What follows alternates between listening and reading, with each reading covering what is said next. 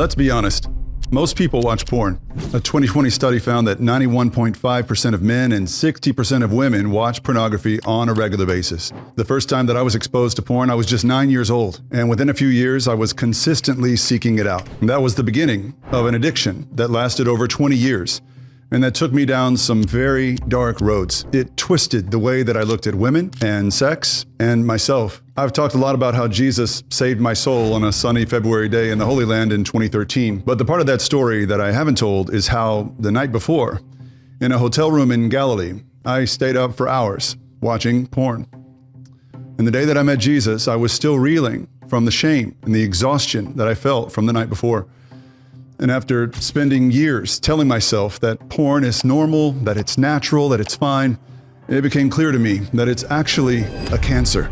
It's a parasite that invades the human heart and destroys us from within. Many people don't see it that way. The mainstream media will tell you that it's not really a problem and porn is just a fun way to let off steam and we should be okay with that. But a few years ago, a woman named Laila Mickelwait began uncovering the sinister side of the online porn industry.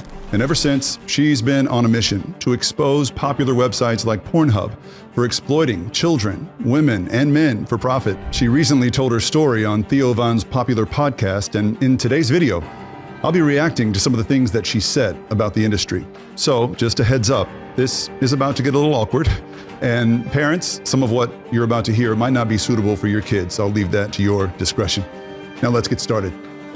I can tell you some victim stories.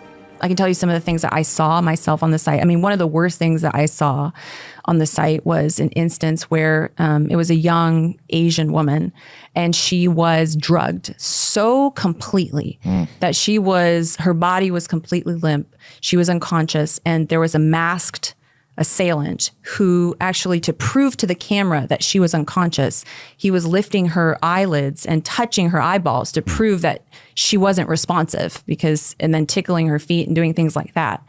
And then the title was in Chinese. And so what I did was I took the title and I put it into Google Translate, and the title was Dead Pig Unconscious After Being Drugged. And it included eyes half open after being drugged. Like, that was the actual title of the video. And then, of course, because there's the algorithm, right? They have set up the algorithm to make sure if you see one video like that, they're going to assume that you like that content. Yeah. So then they're going to take you on a crazy rabbit hole. I call it just hellhole of, like, that's what it was. And then you go and they'll show you more and more of the same kind of thing. So it works like YouTube does, is what she's saying. There's an algorithm. And all that was really hard. It was hard to hear. It should be hard to hear. It's horrifying. And to me, it really shows how the world of online pornography has disintegrated over time. And this is going to sound weird, but porn isn't today what it used to be. Now, it's always been bad for people. It's always been sinister. But 30 plus years ago, when I first started watching it, porn was fundamentally different than it is now. People who watched it were watching usually paid actors playing out some scene or some fantasy, the silly things like a pizza delivery guy coming onto a college co-ed or a pool boy seducing a stay-at-home mom, those sorts of things. And that was bad. I'm not justifying that. But what I am saying is very few people, if any, were seeking out videos of helpless, unconscious, drugged up young women being assaulted by multiple men against their will, like they are today. And even if they were seeking that out back then, there weren't websites with these algorithms pushing more and more of the same sick content their way to keep their eyes glued to the screens. It's insidious what people, especially young people, I think about, 12-year-olds today. Like, I was 12 when I really started down the addiction path as far as porn's concerned. And what they're being exposed to now, it's far worse, far darker than what I saw at 12. And most of it's online. It's obviously disgusting to hear Laila talk about how common violence and humiliation and degradation have become in the world of porn. But at the same time, it really shouldn't come as a surprise to anyone who knows how sin works. That's it. That's always how it works. Whatever satisfied you yesterday won't satisfy you today, and what satisfies you today won't satisfy you tomorrow. You'll always need something else, something a little bit more, a little bit edgier. And it's just the law of diminishing returns. So a person's experience with porn might start out innocent enough, or at least seeming that way. But the longer they're on that journey, the darker and the weirder it will inevitably get. And I've talked to married guys who now can't be intimate with their wives unless they're watching porn while they're with their wives. And you can imagine how that makes their wives feel. I talked to one guy in his 60s who had started out watching basic porn years ago and ended up losing his marriage and his life savings at a BDSM club here in Houston. That's the road porn took him down. There was another guy who I'll never forget. His addiction had gotten so out of control that he told me he couldn't get excited in that way about, making love unless feces were somehow involved. Feces. And that's what porn had done to him. It's a really perfect illustration, I think, of what Satan loves to do with the good things God gives us. He loves to take the best gifts God gives people and twist them up and pervert them and contort them into something ugly. One of God's most sacred gifts to us is sexual intimacy. So, of course, Satan loves what's happening today to men and women and children who are watching porn. We found out that they only had one person. So they had 1,800 employees. They hired one person 5 days a week to be reviewing videos flagged by users as terms of service violations, including rape and trafficking and child abuse. One person. So one of the arguments you'll hear from people who defend the porn industry is that there are safeguards in place, to censor the content and to remove these videos that are harmful or exploitative. So, relax, it's fine. But Laila found out by doing a little bit of digging that of Pornhub's 1,800 employees, only one of them was responsible for censoring all the content on the site, billions of videos. Now, again, this really shouldn't surprise us. These companies and the people who run them have already sold their souls to the devil, when they decided to make billions of dollars by giving the whole world, including children, unlimited supplies of free porn, and by creating those algorithms that keep people hooked and keep them coming back for more and more. So why would we expect them, those same people under demonic influence, to care enough to create responsible safeguards that protect people, kids, abuse victims, and everyone else from being exploited? We shouldn't expect that from them. Let's see what Laila said next. They had a policy where they wouldn't even review a video unless it was flagged 15 times. Wow. Now, think about this. You're a victim. Say there's a child victim like Serena. She would have to flag her video over 15 times because it had to be over 15 for it to be reviewed in order for that to even be put in queue for review. And they had a backlog of 706,000 videos. That we're just waiting for this one person to review them? Yes. And they had, like we've discovered now in a recent filing in December of 2024, we found out specific instances of prepubescent child victims who had their videos on there for years, and they would have like 14 flags, 13 flags. And they just that was the policy. 706,000 video backlog waiting for that one person to review it. Can you imagine the harm that was done to those people in those videos, often children? But Pornhub and other sites like it, they have thousands of these videos that include things like rape and abuse, including involving children, but also situations, that we might call revenge porn, which is like when a man records himself having sex with his date or with his girlfriend or even his wife, and she has no idea she's being recorded, or she knows she's being recorded, but she has no way of knowing about or consenting to that private video being posted online one day. And Pornhub's policy is not to even review these videos for legitimacy or consent until they're flagged 15 times.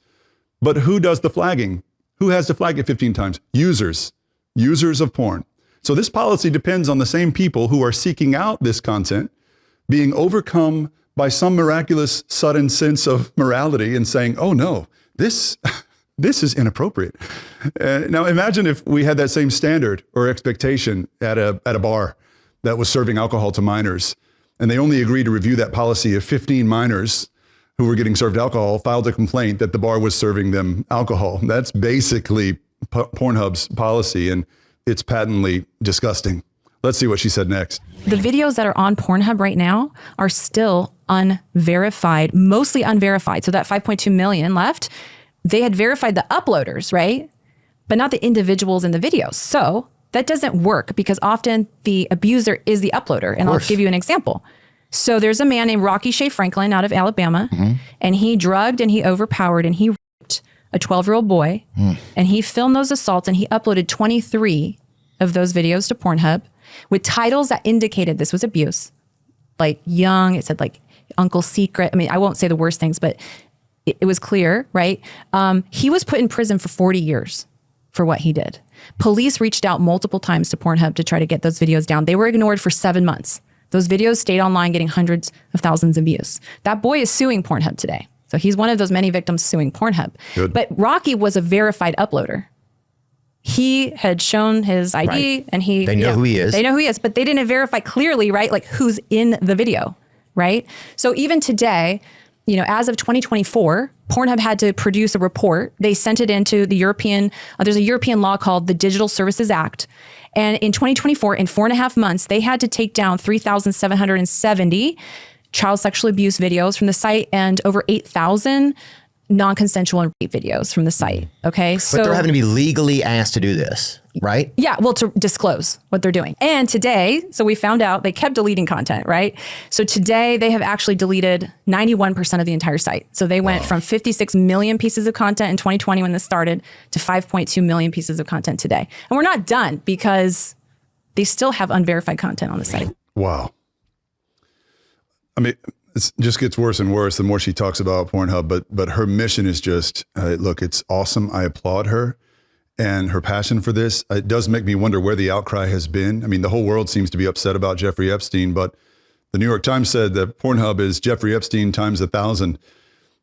So I'm grateful for Laila opening people's eyes to what's really going on. I believe that her mission is from God, and I think others, I hope and pray others get on board and listen to what she's saying. Because porn isn't just bad. It's not just a bad habit. Y'all, it's actually satanic.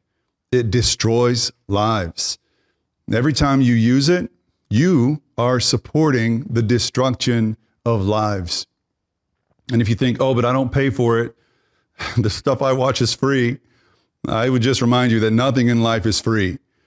You might not be paying out of pocket, but advertisers are paying millions, billions really, of dollars to have your eyes fixed on those screens. You might not be the client, but you are very much the product. Some people have told me, but you know, I only watch the professionally made stuff, the paid actors who consent to being in these films.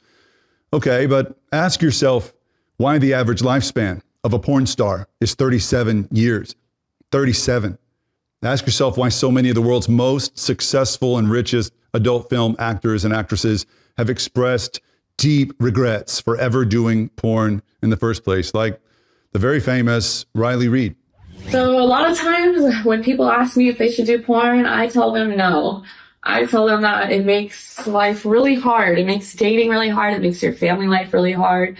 It makes intimacy hard. You're putting yourself out there and the world is now judging you. You have to be okay with being shamed every day of your life. I don't even want to have children because I do porn because I'm worried of the way that people will treat my child. With me personally, my mom was supportive in the beginning. She kind of just let me do whatever, and I think it was a good thing. I had a lot of freedom. As time progressed and I became successful, I started to feel like my mom was using me so that she could live a more luxurious lifestyle. When I started to set like these boundaries, not giving her money or things like that, it made our relationship a bit more difficult and almost toxic. And so it sucks. I don't have a mom anymore. I don't talk to her. I miss having a mom. I feel like you can't rewind and you can't go back. I don't have that relationship with her anymore. I don't ever think I will. And that bums me out. Bums me out a lot. I talked to my dad and he struggles with my job being in the industry. He's also religious. Recently I wanted to go visit him and he said that I can't go visit because his wife, my stepmom, doesn't want me there. I'm not allowed to go visit my dad anymore because my stepmom doesn't like that I do porn. But then he told me that when I was like, can we like go get coffee and like we could go like get breakfast? And he's like, I don't want to be seen in public with you. And that just hurt so bad. And it sucks. That's so devastating. It's such a beautiful young woman made in God's image. And there's still time. God redeems and saves people all the time. He saved people from worse situations than Riley's in. But I hope you're as wrecked by what you just heard and saw as I was when I first saw it. And if you're among the 91.5% of men, and there's 60% of women who watch porn every month, let Riley Reid's tears break your heart, and let Laila's stories about what she's found out break you down, and just let it inspire you to do something else, to pray to God for help, to let it move you to reject porn altogether, to start a new habit, to get out of the rut you're in, to get connected to a group of believers who can walk with you on that journey and hold you accountable, and who won't judge or shame you for your confession, but will love you through it. I'm living proof that it can be done. You can be free from porn, even though you might not believe it. I didn't believe that I would ever be free from porn. I didn't understand how anybody could. But I promise you that a much more fulfilling life, a more joyful, liberated life is waiting for you on the other side of porn. It's a life that porn will never give you and never let you have. And I pray that you'll take a step toward that healing and toward that freedom today. And if you've got any thoughts, or if you're looking for some help, you can share it in the comments, and I will personally respond to each comment that I get, and hopefully offer some support, some prayer, and some help on your journey. All right. That's all for today. Thank you so much for watching.